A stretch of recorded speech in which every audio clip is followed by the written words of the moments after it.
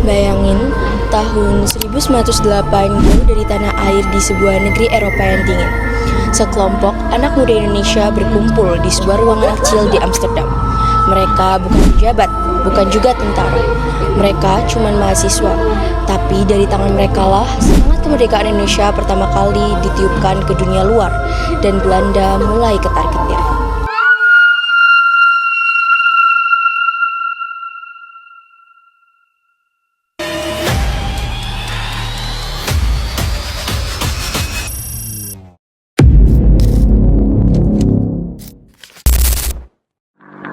Proklamasi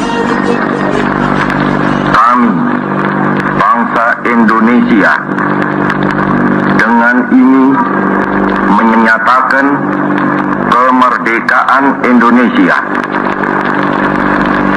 Hal-hal yang mengenai pemindahan kekuasaan dan lain-lain diselenggarakan dengan cara saksama dan dalam tempo yang sesingkat-singkatnya. Jakarta, 17 Agustus 1945, atas nama bangsa Indonesia, Soekarno-Hatta.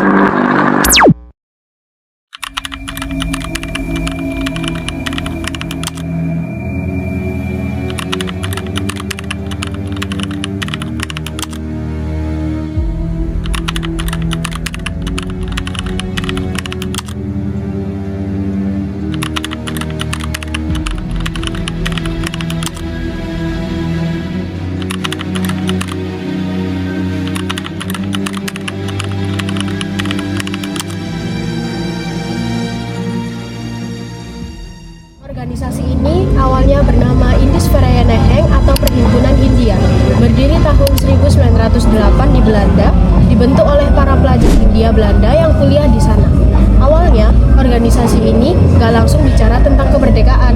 Tujuan mereka sederhana, memperjuangkan kesetaraan rakyat Indonesia dan mengenalkan Indonesia ke dunia internasional. Tapi, siapa sangka pertemuan kecil ini nantinya jadi fondasi pergerakan nasional Indonesia. Seiring waktu, semangat nasionalisme semakin tumbuh.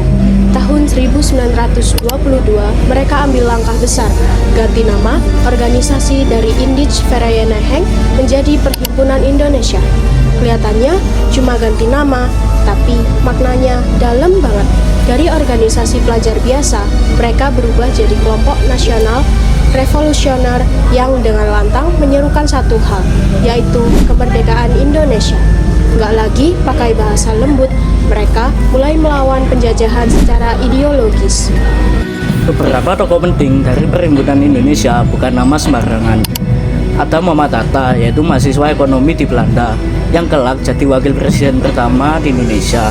Lalu ada Sultan Syahrir, intelektual muda, kelak jadi Perdana Menteri pertama rakyat Indonesia.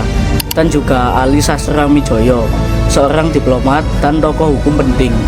Mereka inilah yang membuat Belanda mulai waspada, karena ide mereka menyebar cepat. Perhimpunan Indonesia punya cara perjuangan yang cerdas.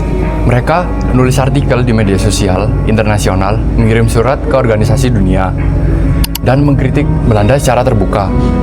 Mereka memperkenalkan Indonesia sebagai satu bangsa yang berdaulat, bukan sekedar hanya jajahan. Mereka jadi jembatan diplomasi yang bikin dunia mulai melirik Indonesia. Tentu saja Belanda gagal diam. Aktivitas Perhimpunan Indonesia mulai diawasi. Banyak anggota ditemukan dan diinterogasi. Tapi semakin ditekan, semakin besar semangat perlawanan mereka. Dari Amsterdam, inilah suara kemerdekaan Indonesia bergema untuk pertama kalinya ke dunia. Bayangin kalau waktu itu mereka menyerah, mungkin kita nggak akan pernah punya suara di panggung dunia. Mereka cuma mahasiswa, tapi dengan ide, keberanian, dan semangat nasionalisme, mereka jadi pelopor pergerakan kemerdekaan Indonesia dari luar negeri. Jadi ingat, ada perjuangan panjang yang dimulai dari negeri orang.